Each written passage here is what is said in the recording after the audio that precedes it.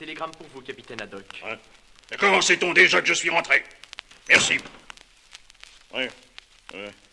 Je suis Ancile Davy. Stop. Venez me rejoindre avec Tintin. Stop. Prière télégraphiée, date arrivée. Stop. Voici adresse. Stop. Cladroge, 87, Clos, Amitié. Signé. Stop. Ah non, signé Tournesol. Ancile Davy.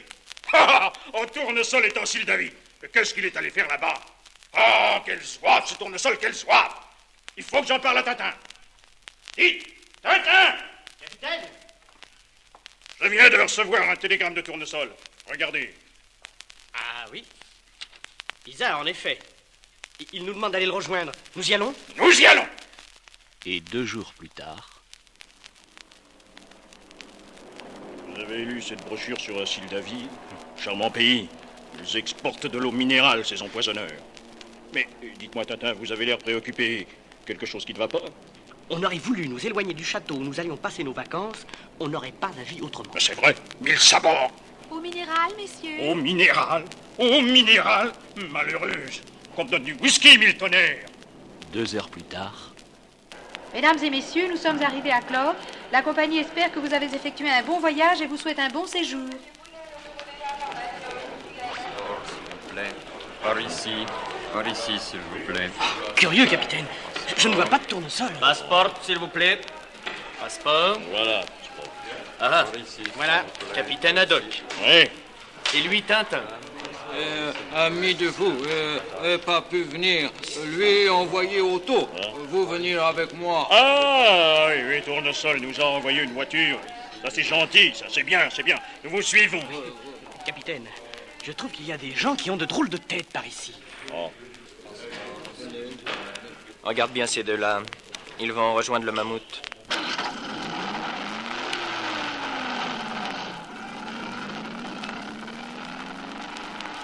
Eh bien, mais dites donc, mais il fait bien les choses, Tournesol. Un chauffeur et un valet de pied, mazette. En effet. Oh, ça, par exemple, un hélicoptère. Et il se pose sur la route. Dis donc, chauffeur, qu'est-ce que ça signifie? Contrôle, monsieur. Passeport.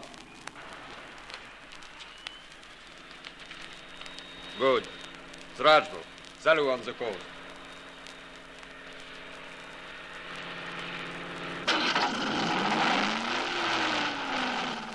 Mais qu'est-ce que c'est que cette histoire de contrôle? Bah, où sommes-nous, hein? Où nous mène-t-on? Je me le demande. Eh bien, mais 1000 sabords. Mais que faisons-nous? Nous entrons directement au garage. Oh, drôle d'accueil. Capitaine, les portes qui s'ouvrent automatiquement devant nous. Et celles qui se referment automatiquement derrière nous. Monsieur Tintin, je me présente. Frank Wolf, ingénieur adjoint au professeur Tournesol. Enchanté. Il vous attend. Par ici, messieurs. Suivez-moi. Oh, ça alors. Regardez, capitaine. Une tête sous une cloche de verre. Oh. Et quelqu'un qui frappe dessus. C'est incompréhensible. Arrêtez! Oh, mais c'est un cher capitaine Haddock. Dans mes bras, oui, venez que je vous embrasse. Excusez-moi, j'avais complètement oublié mon casque. Un nouveau modèle en plexiglas dont nous étions en train d'essayer la solidité. Il vaut mieux que je l'enlève, n'est-ce pas? En tout cas, monsieur, il y a une question à laquelle j'aimerais qu'on me réponde. Où sommes-nous? Monsieur Wolf ne vous a pas mis au courant? Non. Eh bien, je vais vous expliquer. Pendant ce temps, à Clove... Bref, nous ne sommes pas très avancés. Mammouth travaille, nous le savons, mais où en est-il exactement? Mystère. Le seul document précis que nous sommes parvenus à nous procurer, c'est la liste complète du personnel employé au grand magasin. Notre agent K27, qui est au ministère, a réussi à la photographier sur microfilm. Voici cette liste. Eh bien, mon cher baron, K27 n'a pas perdu son temps. Eh bien, que pensez-vous de cela? Qu'est-ce que c'est que ça? Cela, capitaine, c'est une partie seulement des installations du centre de recherche atomique de Zbrodj. Un centre de recherche dans ce pays de Zoulou? Oui. Il y a 4 ans, on a découvert, ici même, de riches gisements d'uranium.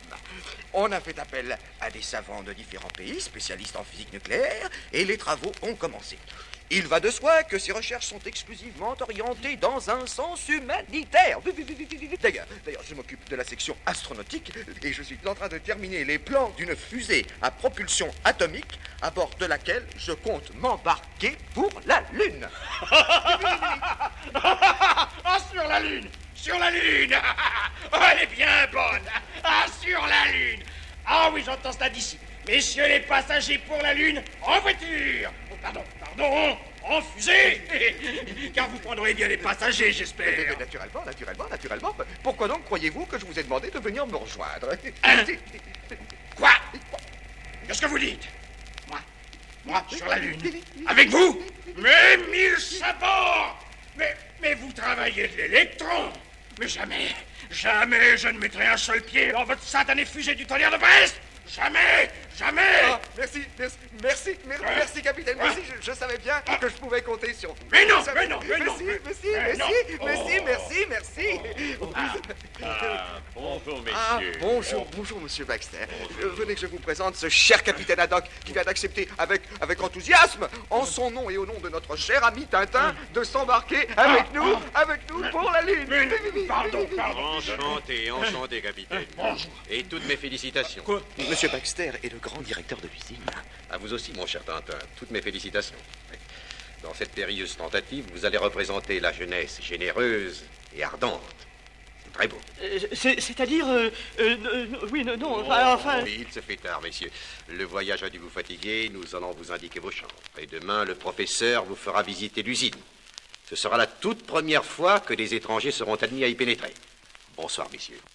Le lendemain matin, Monsieur le professeur est très occupé ce matin et m'a prié de vous piloter à sa place à travers l'usine. or, pendant ce temps, Transmettez ceci en code, mon cher baron. AKR12 à NV3R. Entrons en contact avec dirigeant grand magasin. Nous nous trouvons ici dans le bâtiment du laboratoire central. Alors voici l'entrée du hall où se trouve la grande pile atomique. Nous allons maintenant revêtir des combinaisons spéciales destinées à nous protéger contre la radioactivité. À ce propos, le professeur Tournesol, avec sa gentillesse habituelle, a songé à votre chien. Et il a fait confectionner pour lui un vêtement à sa taille. Monsieur Tournesol a été bien gentil en effet, mais il a certainement pris les mesures d'un Saint-Bernard. Je ne me sens pas du tout à l'aise là-dessous. Aidez-moi, Tintin, à enfiler cette combinaison. Et voilà, capitaine. Attention, messieurs, la porte s'ouvre.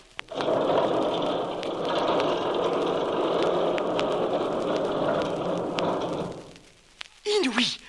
C'est formidable! Et voici la pile atomique, constituée par d'énormes blocs de graphite, dans lesquels courent des tubes d'aluminium. Des barres de cadmium, que vous apercevez tout au-dessus, plongent dans cette masse, elle-même entourée d'une épaisse carapace de béton. Quant à ces grosses canalisations, elles amènent l'eau nécessaire au refroidissement de l'appareil. Allô, l'ingénieur Frank Wolf est prié de se mettre de toute urgence en rapport avec le professeur Tournesol. Vite! Il a dû se passer quelque chose de très grave. quelques instants plus tard, Ce matin, en ouvrant le coffre, voilà ce que j'ai trouvé. Vivi, de vieux journaux à la place des plans. Mais dites-moi, professeur, qu'est-ce qu'il y a là dans cette poubelle? Oui. Oh, saperlipopette, mais comment ai-je pu? Oh, je suis désolé. J'ai dû avoir un moment de distraction hier soir. J'ai jeté les plans tandis que j'enfermais les vieux journaux dans mon coffre. Non, comme je suis heureux de les avoir retrouvés. Ce sont des plans de la fusée expérimentale. D'ailleurs, je vais vous la montrer. C'est en réduction la même que celle que nous utiliserons dans quelque temps pour aller dans la Lune. Suivez-moi. une semaine s'est écoulée quand une nuit,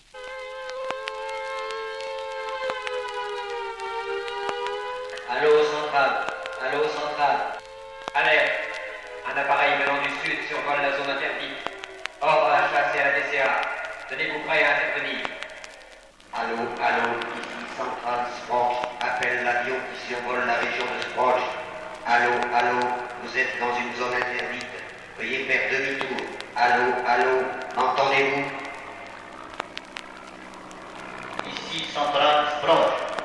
J'appelle l'avion qui survole la zone interdite.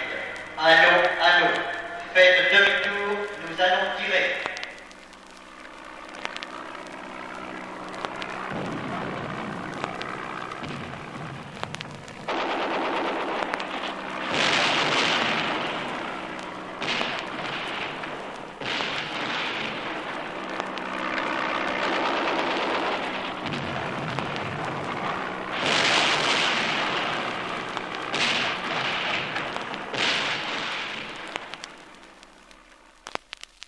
Le lendemain matin, le directeur, M. Baxter, réunissait tout le monde dans son bureau. Messieurs, un avion inconnu est parvenu à échapper à la chasse et à la DCA. Il a survolé la zone interdite et a lâché cette nuit 3 parachutistes. Ils ont jusqu'à présent échappé aux recherches. Pardon, une minute, messieurs. Veuillez m'excuser. Allô, oui? Oui. Comment? Les parachutistes? Capturés? C'est magnifique. Amenez-les-moi immédiatement. Oui, ici même. Oui, enfin... Ah non. J'ai énergie protestement. Non, je proteste énergiquement. Silence. Non. Voilà les oiseaux, monsieur le directeur. Oui. Alors, fini de rire, hein, mes gaillards. Ce qui m'intéresse, c'est de savoir dans quel but vous avez été parachutés. Oui. Nous pas parachutés, mais nous n'avons pas été parachutés. Oui. Excusez-moi, monsieur Baxter. Tintin. Je connais ces messieurs. Il ne s'agit nullement d'espions, mais de 2 policiers qui sont au-dessus de tout soupçon et desquels je me porte garant. Des policiers, eux? Oui, nous. En mission spéciale. Envoyés par notre gouvernement pour veiller sur nos compatriotes. Croyez-les, monsieur Baxter. Je suis sûr qu'ils disent la vérité. Allô, centrale? Ici Baxter. Les 2 hommes que vous avez arrêtés ne sont pas les parachutistes signalés. Continuez les recherches. Vous voilà libre. Excusez notre méprise. Oh, que voulez-vous? Ce sont les risques de notre métier. Quant à vous, messieurs, et pour en revenir à XFL-R6, la fusée d'essai sera bientôt terminée. Si la chose était possible, monsieur Baxter, oui. Je vous demanderais l'autorisation de quitter l'usine, histoire de faire un tour en montagne. Je ressens un besoin de me dégourdir les jambes. Mais certainement, mon ami. Je comprends que vous désiriez vous distraire un petit peu. Quelques heures plus tard... Se coller un sac sur le dos, oh, s'écorcher les pieds avec des poches en souliers, oh, et grimper sur un tas de cailloux, on appelle ça du sport. Voilà. Eh bien, d'ici, la vue est bien dégagée. Et maintenant, au travail. Voyons. Supposons que ces mystérieux parachutistes aient un complice à l'intérieur de l'usine, et que ce complice désire leur remettre des plans. De quelle façon vont-ils procéder? Toutes les issues sont gardées. Toutes? Non, vois-tu, Milou, avant de partir, j'ai longuement étudié le plan de l'usine et j'ai découvert 2 bouches d'aérage qu'on n'a pas cru nécessaire de garder, étant donné qu'elles paraissent inaccessibles. Eh bien, je crois, moi, qu'il y a un moyen d'y arriver. Eh bien, voyons, où se trouve la première? Attends, voilà. Oui, là, c'est bien ça, la voilà. Eh bien, je suis persuadé qu'il y a un moyen de l'atteindre, celle-là. Milou, nous allons voir ça de plus près. Du moins, je vais y aller voir. Toi, garde mon sac. Et silence, car les parachutistes ne sont peut-être pas loin. Ça y est, te voilà encore en train de faire l'acrobate. Tu finiras par te rompre les os. C'est bien ce que je pense. Il n'y a qu'à cet endroit que les espions pourraient prendre contact avec un complice de l'intérieur. Bon, eh bien, je vais alerter le capitaine à l'aide de mon petit appareil émetteur-récepteur. Allô, capitaine Haddock? Je crois que j'ai trouvé. Notez bien, secteur J. Couloir 7, bouche 3. Je compte sur vous, n'est-ce pas?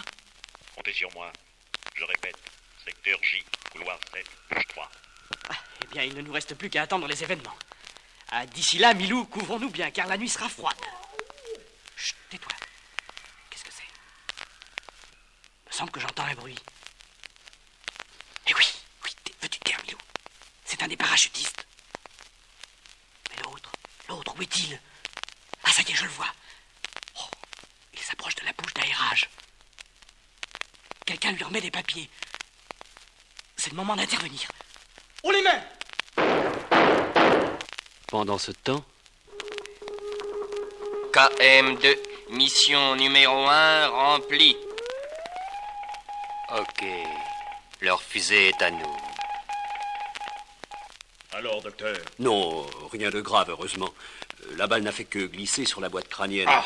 Évidemment, le choc a été violent, mais à présent, il a toute sa connaissance. Oh, les bandits! Oh, les pirates! Si je tenais ces gredins, ils sabords! Je les briserais comme...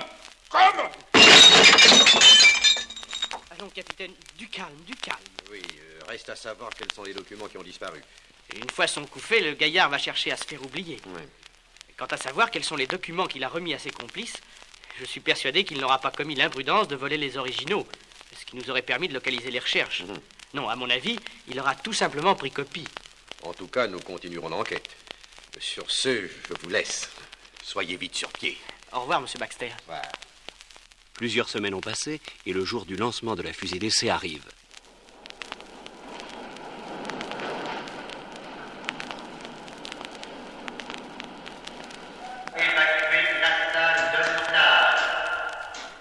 C'est d'ici que nous allons diriger la course de la fusée. Voyez-vous, ceci est un tableau de commande. Et ça ressemble un peu à un piano. Et voici la célèbre cantatrice Bianca Castafiore de la Scala di Milano qui va vous chanter le grand air de Goulot de Faust. Oh, oh, je ris de me voir si belle en ce miroir. Oh, oh, je ris. Monsieur Baxter, tout le monde est à son poste. Bien, félicitations, capitaine. Vous avez des talents remarquables, mais nous avons autre chose à faire que de la musique de chambre. La XFLR6 va prendre son vol. Je propose que nous laissions aux plus jeunes d'entre nous, c'est-à-dire à notre ami Tintin, l'honneur de donner le départ. D'accord? Certainement, monsieur Baxter. Encore 30 secondes. La manette de gauche commande le moteur auxiliaire qui doit fonctionner au départ. L'autre commande le moteur atomique qui sera mis en action plus tard. Attention! 9, 8, 7, 6, 5, 4, 3, 2, 1, 0.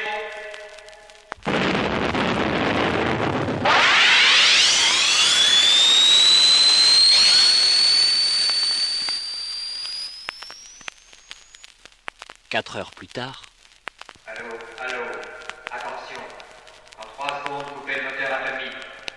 3, 2, 1, 0.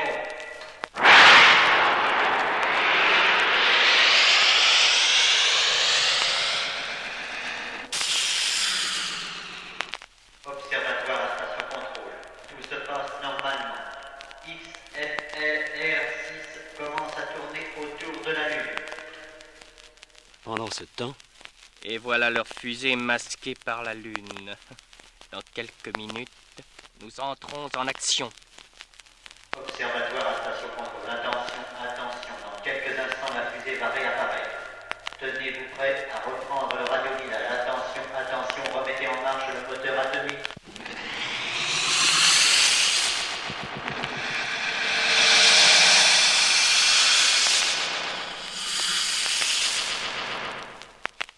Quelle chose magnifique que la technique moderne. Une simple manette et hop, à des centaines de milliers de kilomètres, un moteur se remet en marche. C'est prodigieux. Attention, s'il vous plaît. Attention, correction. Veuillez corriger d'urgence. Mais voyons, mais qu'est-ce qui se passe? Veuillez corriger. Mais vous ne donnez donc aucun compte des chiffres qu'on vous donne. Veuillez corriger, s'il vous plaît. Corrigez donc. Mais je ne fais que ça, bon sang, je ne fais Mais que qu'est-ce qui ça! se passe? Ah, mais je ne comprends rien, je ne comprends rien. La fusée échappe complètement à notre contrôle, complètement. Mais que faites-vous, professeur? Non, non, non, non, non, non, non, non, non, non, non, mais laissez-moi, voyons. laissez-moi. Je ne suis pas fou, je ne suis pas fou. Pourquoi XFL R6 ne nous obéit-elle plus? Simplement parce qu'elle a été interceptée par un poste de radioguidage plus puissant que le nôtre et qui utilise la même longueur d'onde. Si. Mais heureusement, et c'est Tintin qui m'en a suggéré l'idée, j'ai installé un dispositif qui permet de détruire la fusée en plein vol. Oui. Observatoire à station contrôle. La fusée a échappé complètement à votre radioguidage.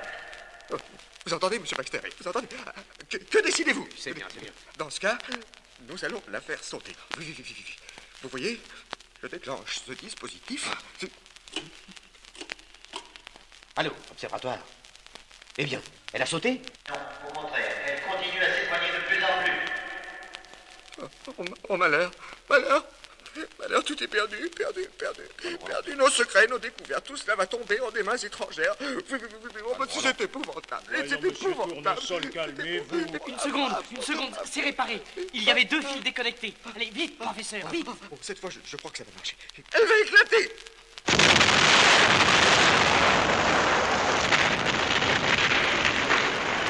Mille tonnerres, ils avaient tout prévu. Ils ont préféré faire sauter la fusée que de la laisser entre nos mains. Allez, vite, il faut avertir nos amis. Vous me demandez, monsieur Baxter, comment j'ai eu cette idée? Oui. Eh bien, voilà. Je me suis dit que les documents remis aux espions concernaient peut-être tous les renseignements qui avaient trait au radioguidage de la fusée d'essai. J'ai fait part de mes inquiétudes à monsieur Tournesol, qui a aussitôt imaginé un dispositif permettant de faire sauter la XFLR-6 dans le cas où elle serait interceptée. Vous voyez, l'idée était bonne. Excellente en effet. Car dès demain, nous allons nous mettre au travail, afin de construire non plus une fusée expérimentale, mais la véritable fusée qui nous emmènera vers la Lune. Oui, vers la Lune. Quand comptez-vous commencer la mise en chantier? Mais dès demain, si vous êtes d'accord. Et entendu, je mets tous les services techniques à votre disposition. C'est parfait, je vous remercie. 2 mois ont passé. J'en ai assez, là. J'en ai assez de vos expériences. J'en ai assez, comprenez-vous? Vous voulez aller sur la Lune, eh bien, mais allez-y. Mais sans moi, la tonnerre de Brest. Moi, je retourne à Moulinsart, au château, et continuer à faire le zouave ici aussi longtemps que vous voudrez. Je fais le zouave. C'est trop fort. Moi, faire le zouave. J'exige des excuses. Oui, vous entendez? Mais vous allez me suivre. Et je vais vous montrer, moi, de quelle façon je fais le zouave. Et ces gens qui travaillent là, ils font aussi les zouaves, sans doute. Depuis des mois, des équipes de spécialistes sont sur les dents. Tout ça pour faire les zouaves, sans doute. Eh bien, nous voici arrivés. Voilà ce qu'il a réalisé, Vivi, le zouave.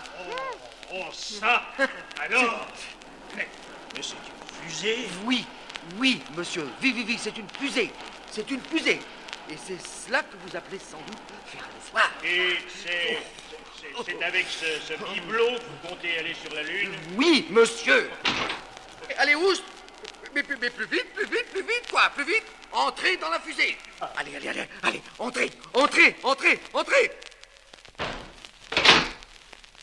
Et voici d'abord le poste de pilotage. Eh bien, commencez-vous.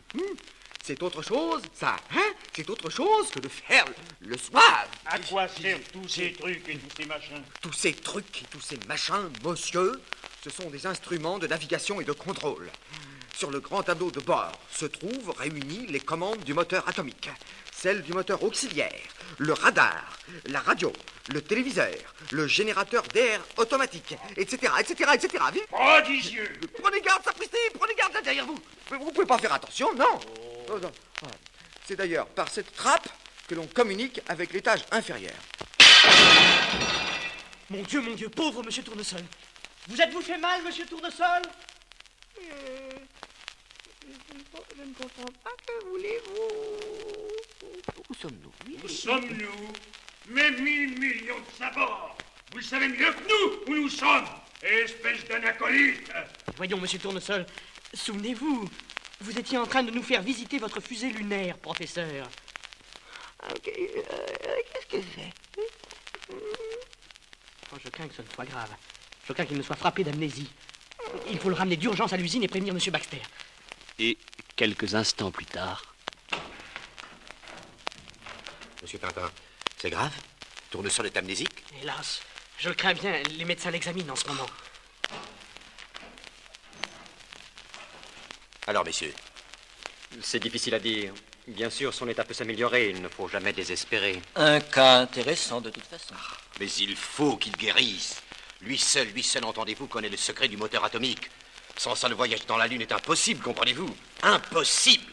Oui, je vois. Eh bien, nous ferons tout ce que nous pourrons. De votre côté, essayez de le distraire, de réveiller ses souvenirs. Cela donne parfois de bons résultats. Oui. Il est possible aussi qu'une émotion violente lui fasse retrouver la mémoire. Plusieurs jours ont passé. Moulinsart.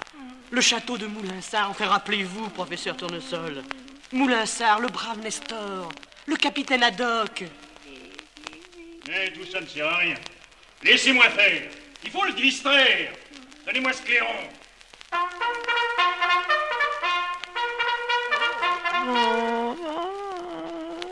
Rien. Aucune réaction. Aucune. Il faut trouver autre chose. Une émotion violente, peut-être. Essayons ceci. Quelques coups de revolver en l'air.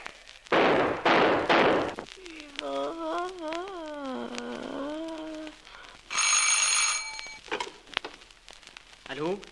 Allô? Oui? Ah non, non, c'est Tintin. Oh, hélas, monsieur Baxter, toujours la même chose. Oui, le capitaine va encore essayer. Cette fois, ça va barder. Je vais faire le fantôme.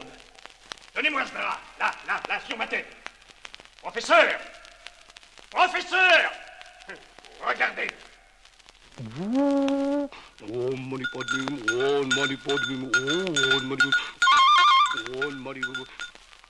Regarde, Trifon. Je suis un fantôme. Tremble, ô mortel, car je vais t'emporter chez le diable. Oh, mille sabots. Oh, c'est moi qui dégringole. Ah, si vous croyez que ça m'amuse, moi, de faire le zouave. Zouave. Moi, zouave, moi. Oh, vous avez dit zouave. Oh, c'est trop fort. Mais ça ne se passera pas comme ça. Des excuses. J'exige des excuses immédiatement. Le soir même, Dans mes bras, mon ami, dans mes bras. Oh, j'ai tout compris. Merci, du fond du cœur. Grâce à vous, le voyage dans la Lune pourra se faire. Et ça, je ne l'oublierai jamais. Moi non plus, soyez tranquille. mais bien sûr dans l'ombre. Alors, colonel, toujours décidé? Plus que jamais. Vous oubliez peut-être que j'ai toujours un compte à régler avec ce petit Tintin. Pendant ce temps... Messieurs, je lève mon verre à la réussite complète de notre entreprise. Et je bois à la santé des premiers hommes qui fouleront le sol de la Lune. Bravo!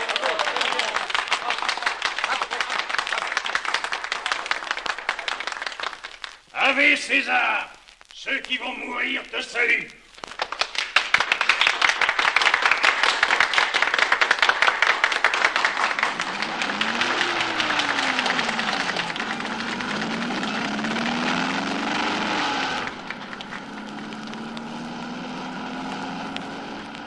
Oh, ça perlipopette! Mais ils sont tous en garde à vous pour nous voir partir. Oh, mais tonnerre de Brest, c'est peut-être pour la dernière fois. Vous n'avez pas l'air de vous amuser, capitaine. Pourquoi aurais-je l'air réjoui? Parce que nous partons pour la Lune? Eh oui, bien sûr. Oh, laissez-moi rire. Et dire que c'est grâce à moi que Tournesol a retrouvé la mémoire. Libre à vous de trouver qu'il y a de quoi coucher des hurlements de joie. C'est-à-dire que je... Regardez, capitaine. C'est sensationnel. Les tours de montage sont illuminées. La fusée est prête pour le départ. Naturellement, pendant ce temps... Si rien n'est changé, il ne leur reste plus que quelques instants avant le départ. Messieurs, le moment est venu de nous séparer. Au revoir, capitaine. Adieu, mon jeune ami. Mes vœux vous accompagnent. Je regrette d'ailleurs de ne pouvoir être dévoué. Adieu, Wolf. Et bonne chance. Vous savez combien je vous estime. Vraiment, je regrette de ne pouvoir être des vôtres. Quant à vous, cher professeur, votre compétence est la meilleure garantie du succès. Je ne saurais trop le répéter, je regrette de ne pouvoir être des vôtres. Écoutez, monsieur Baxter, si vous y tenez vraiment, je puis vous céder ma place. Alors, messieurs, allons. Entre nous, mon vieux Milou, je t'avoue que j'ai sérieusement le trac. Oui, moi aussi.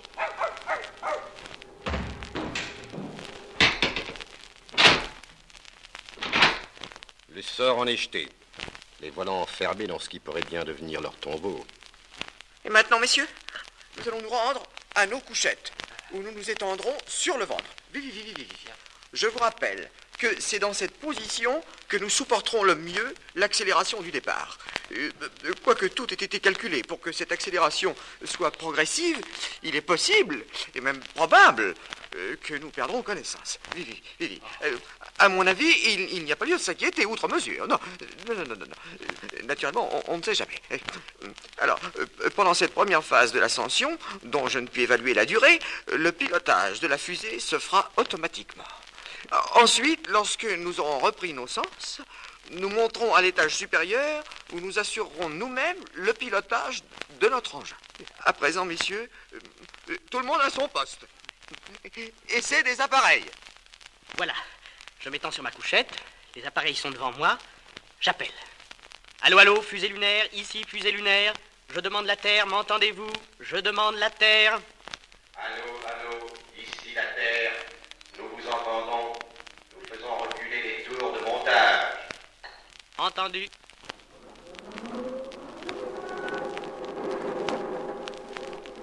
Allô, allô, évacuez la plaine. Nous répétons, évacuez la plaine. Allô, allô, ici la Terre. Il reste encore quelques secondes. Oh mon Dieu, c'est horrible. Si j'avais fait une erreur dans mes calculs, ce serait épouvantable. Mais non, c'est pas possible. Milou, veux-tu venir te coucher? Pourquoi? Je suis pas fatigué? Oh là, mais qu'est-ce que je suis venu faire dans cette galère? Et quand je pense que c'est moi qui ai rendu la mémoire à ce cornichon de tournesol. Préparez-vous. Qu'est-ce que je fais? Comment ai-je pu me laisser entraîner dans cette épouvantable aventure? Encore 10 secondes. Ou bien la fusée s'élèvera comme prévu, ou bien tout sautera lorsque je presserai ce bouton. 8 secondes. D'où proviennent ces coups sourds et réguliers? Ce sont les battements de mon propre cœur. 4, 3, 2, 1. À la grâce de Dieu. 0.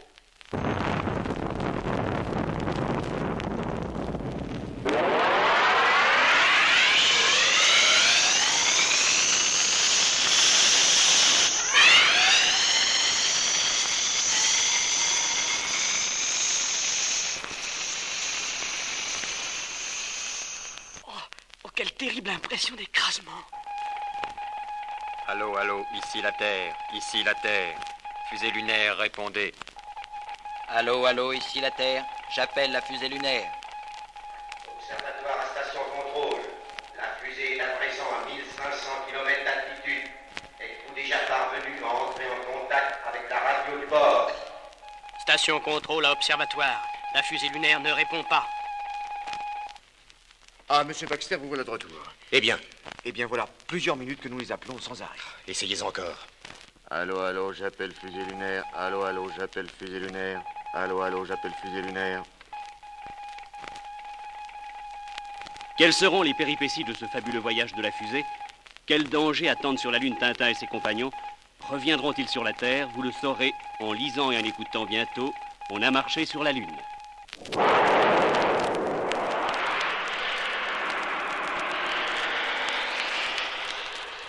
Du centre de recherche atomique de Zbrodj en île Davy est partie, vous le savez, la première fusée lunaire emportant avec elle Tintin, Milou, le capitaine Haddock, le professeur Tournesol et l'ingénieur Wolf.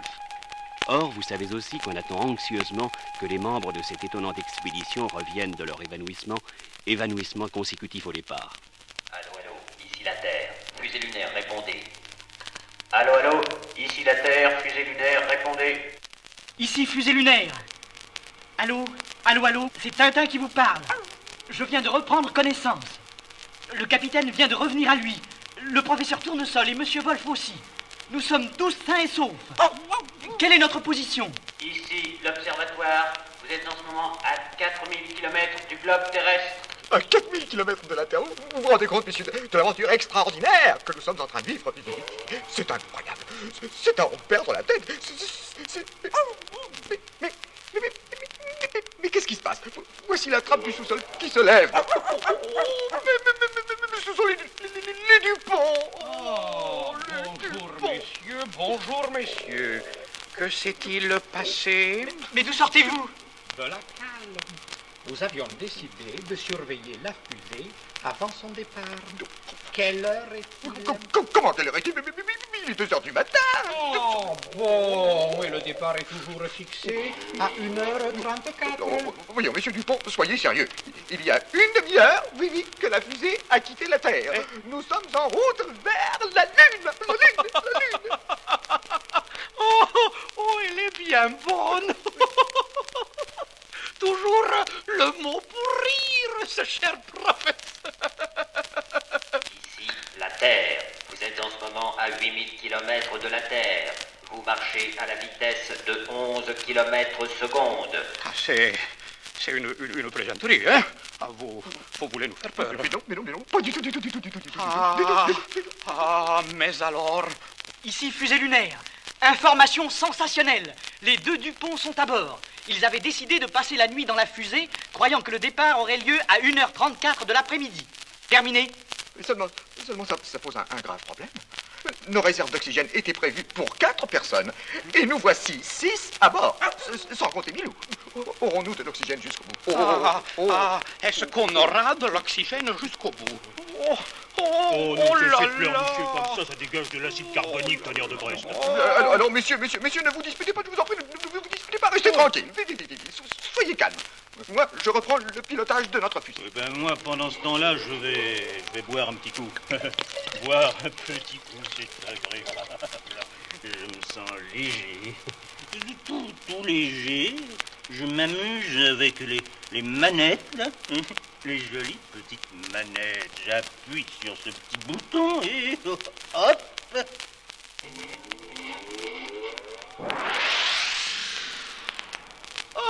Oh, malheureux.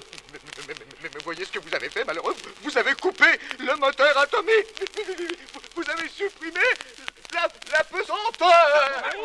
Nous volons, professeur. Je me sens tout petit oiseau. Je suis devenu petit oiseau. J'essaie d'attraper les commandes. Et moi, je fais du vol plané sur le dos. Oh, ça, c'est du sport. Attendez, je vais peut-être atteindre les manettes. Comme c'est curieux. Voilà. Ça y est, je remets le moteur atomique en marche.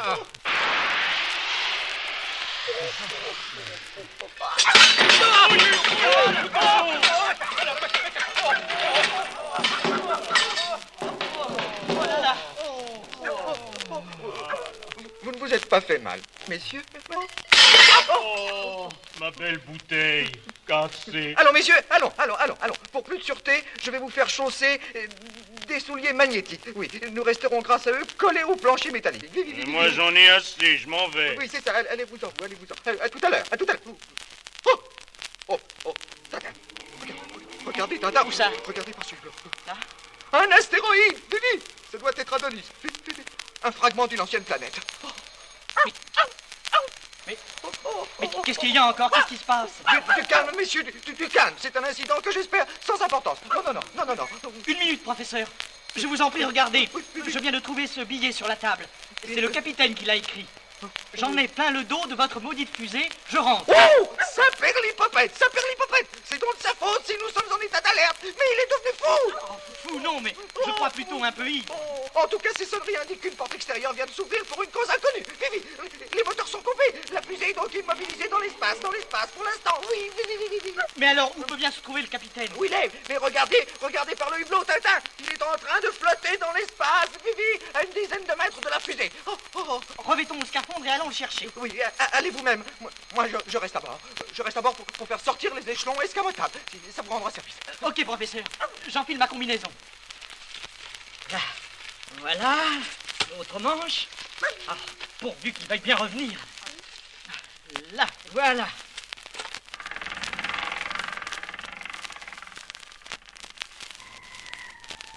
Ah, me voici dehors. Ça fait drôle tout de même d'être ainsi dans l'espace. Ohé, capitaine! Ohé, capitaine! Ohé! J'espère qu'à l'aide de ce filin, je vais pouvoir l'attraper. En tout cas, je vais me fixer solidement aux échelons. Là. Encore un nœud. Et voilà. Oh, et ce bon sang de capitaine qui ne veut pas venir. Ohé, capitaine! Ouais, je suis bien ici. Je te promets. Et nous irons à Valparaiso.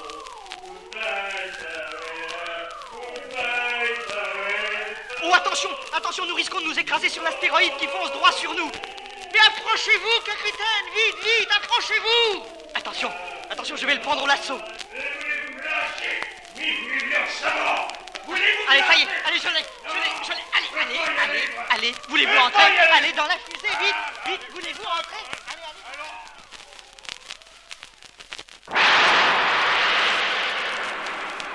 Tintin et le capitaine, sains et saufs, viennent de monter à bord. Le moteur se remet en marche et tout a l'air de se passer normalement quand soudain les Dupont commencent à émettre de curieux sons.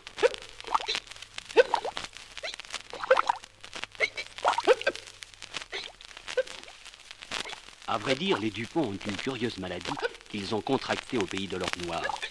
De temps à autre, il sort de leur bouche de grosses bulles vertes, rouges ou bleues, en même temps que leurs cheveux poussent très rapidement. Ah, voilà les Dupont qui glouglent. Ils vont en mettre partout des bulles. Vite, avalez ces pilules, avalez. C'est très mauvais ce que vous nous donnez là. Je dirais même plus. C'est extrêmement mauvais. Votre vitesse est de 45 000 mètres à la seconde. Dans une minute, il faut commencer une manœuvre de retournement. Une manœuvre de retournement à présent. Mais qu'est-ce que c'est que cette nouvelle acrobatie? Enfin, pourquoi pas un tonneau? Ou une descente en vrille? Attendez, je vais vous expliquer, je vais vous expliquer. Mais professeur, qu'est-ce que c'est que ça? C'est un signal transmis par le radar qui nous avertit qu'une grosse météorite se dirige vers nous. Mais c'est très dangereux. Vite, car nous pouvons rentrer en collision avec... En sorte, c'est comme si nous allions rencontrer une étoile filante. Et si nous entrons en collision, nous sommes probablement pulvérisés. Voyez-vous, si dans 3 secondes, le système d'alerte ne s'arrête pas, nous serons tous morts. Mon Dieu, morts. Alors, je compte. 1. 1,5. 1 3 quarts. 2 1 quart. 2,5. 2,5 plus un petit peu. 2 3 quarts. 3. Nos amis l'ont échappé belle. Mais le professeur Tournesol en a vu d'autres. La fusée a été lancée à une vitesse vertigineuse. Elle ne va pas tarder à se poser sur la Lune. Le moment est pathétique. Attention, ici la Terre, attention. Coupez le propulseur principal. Bon. À présent, mettez en marche le réacteur latéral.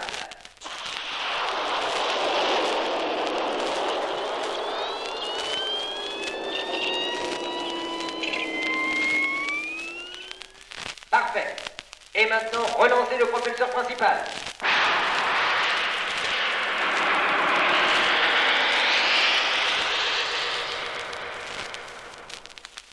Bravo. La manœuvre a parfaitement réussi. Bien entendu, sur la Terre, et soigneusement tapis dans leurs repères, les traîtres surveillent la marche de la fusée lunaire. Eh bien, allez-y, mes amis. Posez-vous sur la Lune le mieux possible. Quant à savoir s'ils en reviendront, ça, c'est une autre histoire. Comment ça, patron? Ça, mes chers amis, c'est un secret. Vous comprendrez plus tard. Patron, vous êtes diabolique. 50 000 kilomètres seulement séparent la fusée de la Lune. Tout le monde à bord est légèrement angoissé. Cependant, l'appétit ne manque pas. À votre santé, professeur. À votre santé, capitaine Haddock. Messieurs, si tout va bien, notre fusée se posera sur le sol à l'endroit que j'ai choisi. Vite, le cirque Hipparque. Le cirque du parc. Tiens, oh, ça c'est agréable. Il y a longtemps que nous n'avons plus été au cirque, pas vrai? J'ignorais qu'il y avait un cirque sur la Lune. Vous le saviez, vous, capitaine? Si je le savais. Et bien sûr. Tout le monde sait ça, voyons. J'ai même appris qu'on avait besoin de clowns. Vous feriez parfaitement l'affaire.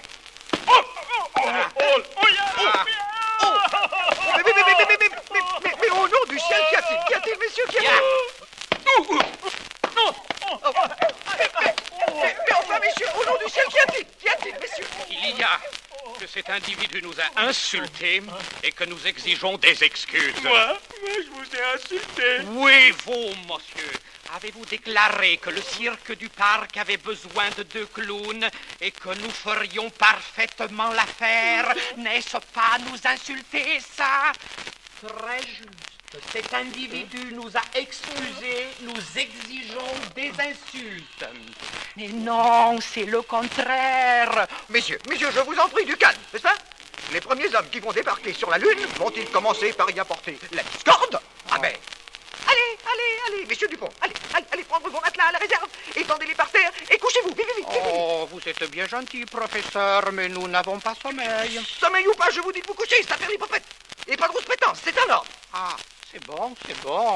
Attention, vous n'êtes plus qu'à 6000 km de la Lune. Allez, Milou, viens ici. Viens t'allonger près de moi. Et vous aussi, capitaine, allongez-vous, là, sur votre couchette. Mais qu'est-ce que c'est que ça? Grand Dieu, voilà les Dupont en pyjama maintenant. Mais c'est normal, on nous a dit qu'il fallait aller se coucher. Mon collègue et moi, nous détestons dormir tout habillés. Mais, mille sabords, il ne s'agit pas de dormir. Et crème dents plâtre à la graisse de hérisson. On vous demande de vous coucher, enfin c'est tout. C'est bon. Ah, je dirais même plus, c'est bon. Allô, tout va bien. Nous sommes prêts. Le pilotage automatique est réglé sur le centre du cirque E-Park. Nous sommes étendus sur nos couchettes et nous attendons. D'ailleurs, les effets du ralentissement commencent à se faire sentir. En bas, sur la Terre, chacun est anxieux. Nous sommes en liaison avec eux et on n'entend rien. Oh, c'est terrible. Les malheureux ont dû s'évanouir les uns après les autres. Oh, ce silence, c'est intolérable.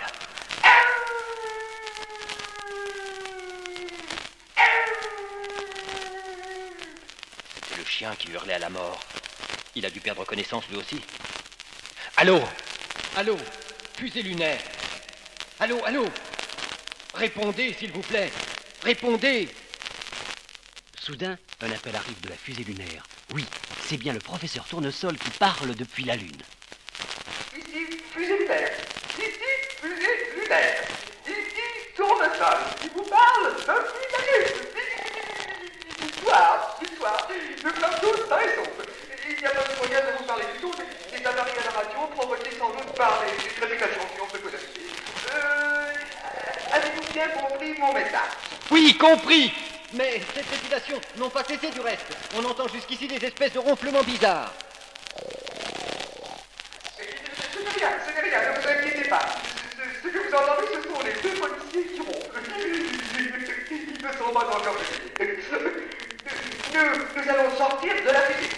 À l'heure au plus jeune d'entre nous, c'est Tintin qui a été désigné pour fouler le premier le sol de la Lune. Vite, message terminé. Nous reprendrons plus tard. Et c'est Tintin lui-même qui, au micro, décrit ses premières impressions. Eh bien, oui. Je viens de revêtir mon scaphandre et tandis que le capitaine Haddock s'occupe des manœuvres, la porte extérieure s'ouvre lentement. Voilà. La porte est maintenant ouverte. Oh, quel spectacle hallucinant. C'est... comment vous le décrire? Un paysage de cauchemar, un paysage de mort. Dans le ciel d'un noir d'encre, il y a des milliers d'étoiles. Voilà. À présent, je descends les échelons qui courent le long de la fusée.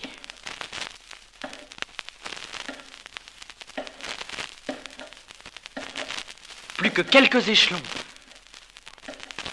Plus que 3.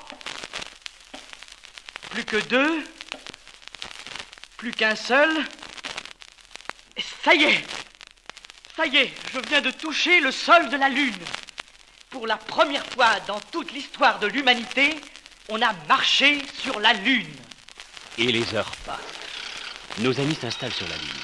On décharge le matériel, les caméras sont prêtes à fonctionner, le char descend de la fusée, commence à rouler, et Tintin, s'installant aux commandes avec le capitaine Haddock, commence à explorer la Lune. Après avoir roulé longtemps, soudain le char s'arrête. Vous ne vous trompiez pas, capitaine. C'est effectivement l'entrée d'une grotte. Reste à savoir où elle va nous mener. Ah, mille sabords. J'ai déjà fait pas mal de choses dans ma vie. Mais pas encore de la spéléologie lunaire. Regardez, des stalactites et des stalagmites. Voilà la preuve qu'à certaines époques, il y a eu de l'eau sur la Lune. Allons, Milou, ne t'éloigne pas. Voyons, reste près de nous. Milou. Oh mon Dieu, un gouffre. Il a dû tomber dedans, capitaine. Ouh, Milou, réponds-moi. chien, vous êtes la tête de cochon. Attendez un peu, capitaine. Je vais essayer de descendre par là. Tenez-moi le bout de cette corde. Oui. Voilà, attention. Attention, Oh mon Dieu, ce glisse.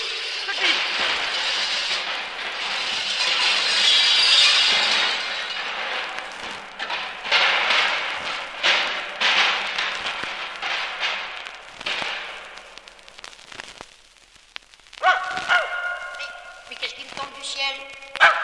Mais c'est Tintin. Où suis-je? Ah, Milou, tu es là. Mais nous sommes sur une nappe de glace. Attrapez cela! Quoi?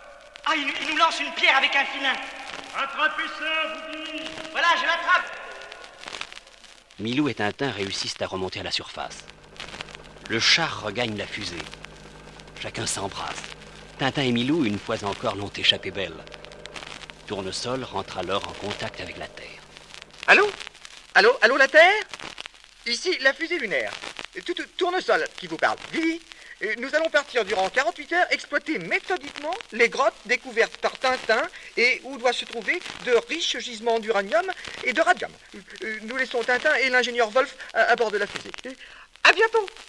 Mais sur la Terre, les traîtres savent ce que cela veut dire. Laisser Tintin tout seul avec l'ingénieur Wolf est plus grave qu'on ne le pense. Voilà. J'ai tout ce qu'il faut. Du pain, du lait, de la viande congelée. Oh, ça alors! Qu'y a-t-il? Oh, rien de grave, non, j'ai oublié de prendre du café en poudre. Je vais devoir redescendre à fond de cale. Oh, il n'en est pas question, c'est moi qui vais y aller. Ah, très bien, je vous remercie. C'est gentil de votre part. Vous verrez, la caisse se trouve droit devant vous en entrant. Descends. Mon Dieu, trop tard pour faire marche arrière. Allez, il est arrivé en bas. Il va rentrer dans la cale. Ils ne m'ont pas vu depuis le départ. Et moi, je suis là pour détruire ces trois imbéciles. Je vais d'abord assommer Tintin. Attends un peu. Voyons un peu, ou peut-être ce café en poudre. Je vais attendre qu'ils passent devant moi. Là, les voilà juste à portée de ma main. Je prends ma matraque. Et les voilà assommés. Wolf, tu peux venir, c'est fait. J'arrive. Oh mon Dieu, vous l'avez tout de même pas trop assommé? Non, rassure-toi, je l'ai seulement endormi. Et maintenant, Wolf, en route vers la Terre. Quoi? Vous voulez dire sans attendre le retour du capitaine et de Tournesol? Sans les attendre, bien sûr. Ah non, ça je refuse. Non, je ne me rendrai pas complice d'un pareil forfait. Écoutez, mon vieux. Ici le char. Sacre-bleu. Ils vont répliquer. Il faut partir immédiatement. Allons, Wolf. Allô, ici le char. Nous revenons à vitesse réduite. Allô. Allons, grouille-toi, imbécile. Ah, je ne peux pas aller plus vite. Wolf, au secours! Laisse-le crier, Wolf, laisse-le crier. Allô, fusée lunaire. Répondez. Ici le char. Répondez, fusée lunaire, répondez. Cette fois j'y suis. J'appuie sur le bouton.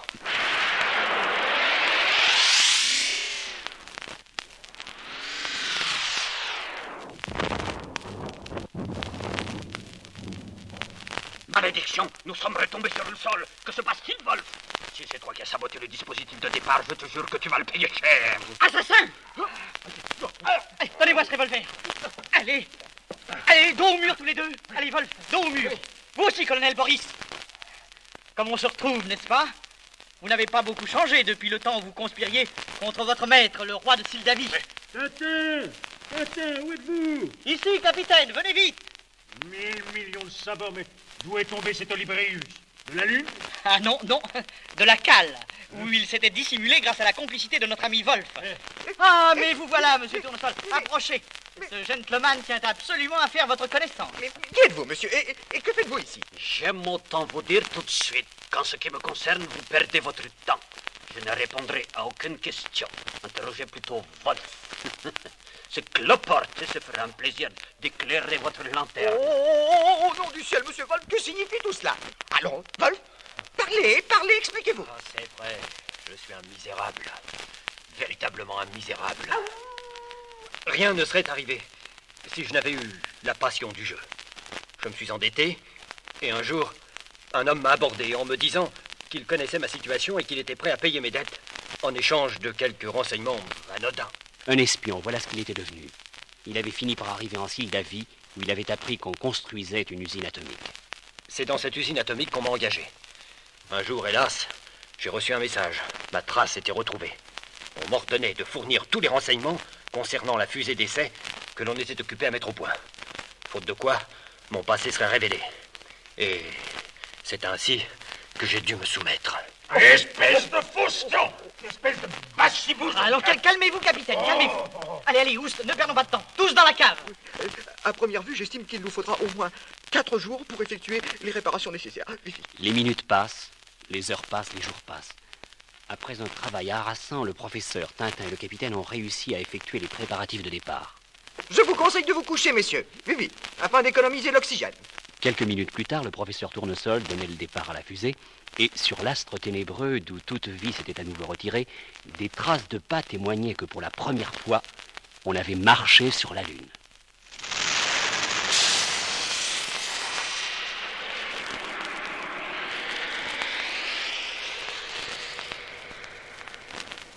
Sur la Terre, de nouveau, on suivait le vol de la fusée. Dites donc, monsieur Baxter, Oui. il y a quelque chose qui cloche. Regardez, la fusée s'écarte de la trajectoire qu'elle devait suivre. Je me demande ce qui se passe. Quelque chose, en effet, ne tournait pas rond. Lentement, le colonel Boris avait réussi à sortir de la cave et...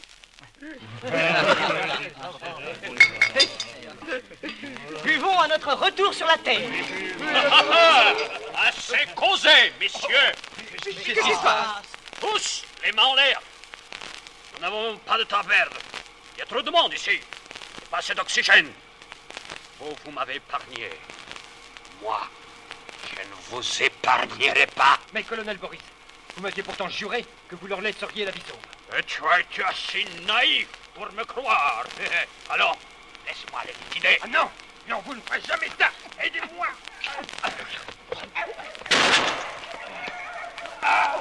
Qui est blessé? Mais personne? Pas moi. Personne? Ah, je crois que le colonel a eu son compte. Oui. Oui, fini.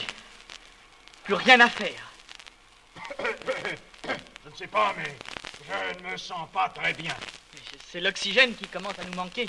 Oh, regardez, là, des fils coupés. Oh, mon Dieu, mais c'est épouvantable. Venez voir, il y a un mot de griffonné sur un papier.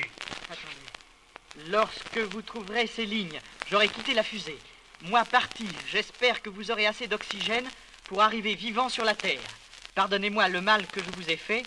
Signé Wolf. PS, les fils coupés correspondent à la porte extérieure. Je ne voulais pas que la sonnerie d'alarme retentisse. Tonnerre de Brest. Oh, il a fait le grand plongeon pour nous sauver la vie. Et moi qui l'accusais. Vite, capitaine, mais ce sacrifice ne servira peut-être plus à rien. Alors, remontez. Moi, je me charge des réparations. Je pense qu'il est préférable de nous allonger. Tenez bon, mes petits. Il ne vous reste plus que 80 000 kilomètres à parcourir, ce qui représente un peu plus d'une heure. Courage, mes amis, courage. Et préparez-vous à la manœuvre de retournement. Merci, monsieur Baxter. Je ferai tout mon possible pour résister jusqu'au bout. Mais le professeur est d'ailleurs inanimé. Oh, je n'en peux plus. Ce vertige, c'est atroce. Professeur, réveillez-vous. Attention, la fusée n'est plus qu'à 12 000 kilomètres de la Terre. Dans quelques minutes, vous pourrez effectuer la manœuvre de retournement.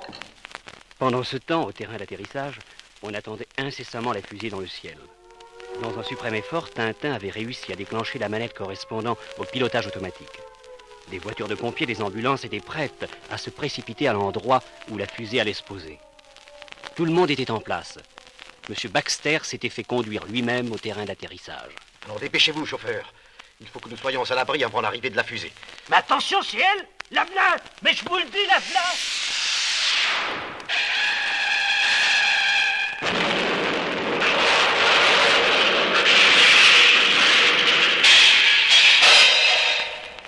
La voiture de monsieur Baxter venait d'être à moitié écrasée par la fusée, mais il réussissait à en sortir sain et sauf.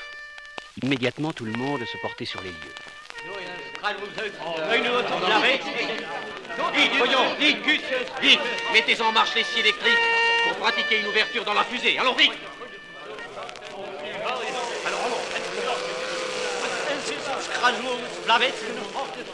Ça y est, c'est fait.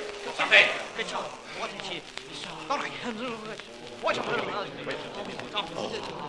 Serait-il déjà trop tard? Plus aucun ne bouge. Voilà, professeur. Professeur. Qu'on les porte tout de suite à l'air libre et qu'on leur mette immédiatement le masque respiratoire. Allons, vite, vite. Moi, je vais m'occuper de Tintin. Il doit être là ou au poste de pilotage. Oui, il est là. Nous lui avons mis le masque respiratoire. Il a l'air de se réveiller. Allez, laissons passer, s'il vous plaît, laissons passer. Il revient à lui. Tenez. Où suis-je? Que m'est-il arrivé? Rassurez-vous, vous êtes sain et sauf, sur la Terre. Sain et sauf? Sur la Terre? Est-ce bien vrai? Et le capitaine? Tenez, il est à côté de vous, là. Mais il ne réagit pas. Enfin, vous n'allez tout de même pas me dire que... Hélas, le pouls est très faible. Que voulez-vous, c'est un mal que rusé, rien d'étonnant d'ailleurs. Si ce qu'on m'a dit est vrai, c'est paraît-il un grand buveur de whisky. Oh, whisky? Je ne rêve pas. J'ai bien entendu quelqu'un qui a parlé de whisky. Capitaine! Mes chers compagnons sauvés! Oh, vous m'avez fait peur. Et vous pensiez que le brave capitaine Haddock allait se laisser couler à pic? Et alors? Ce whisky? Ah oui, qui? Mes amis, quelle aventure! Quelle aventure! Oh, viens, mon vieux Milou! Viens là, mon vieux Milou! Messieurs, voilà le whisky demandé. Un verre pour moi aussi, capitaine. Oui, pour la première fois de ma vie, je goûterai ce breuvage. À votre santé, messieurs. Point. Mes amis, nous venons de vivre la plus prestigieuse épopée de tous les temps. La trace de nos pas est inscrite sur le sol de la Lune. Cette visite glorieuse, messieurs, la laisserons-nous jamais recouvrir par la poussière des siècles? Non. Bravo. Cela ne sera pas. Je vous promets que nous y retournerons. Oui, nous y retournerons. Voilà. Sur la Lune. Retourner sur la Lune. Moi, que je sois changé en cabestan, 1000 sabords, si je me laisse embarquer dans votre cercueil volant. Jamais. Vous entendez? Jamais. Espèce de zouave interplanétaire. Jamais. Qu'est-ce que vous avez? Vous avez dit zouave? Mais non. Professeur, je n'ai rien voulu dire, je vous assure. Professeur Tournesol. Et le professeur Tournesol se mit à nouveau en colère. Mais cette fois, c'était pour rire. Quoi? Qu'est-ce que vous voulez dire, professeur? Je voudrais dire encore un mot à nos amis. Non, plus tard, professeur, plus tard. Laissez-le parler, que diable. Juste un mot. Bon, alors allez-y. Je voulais simplement dire à bientôt, à très bientôt, pour de nouvelles aventures.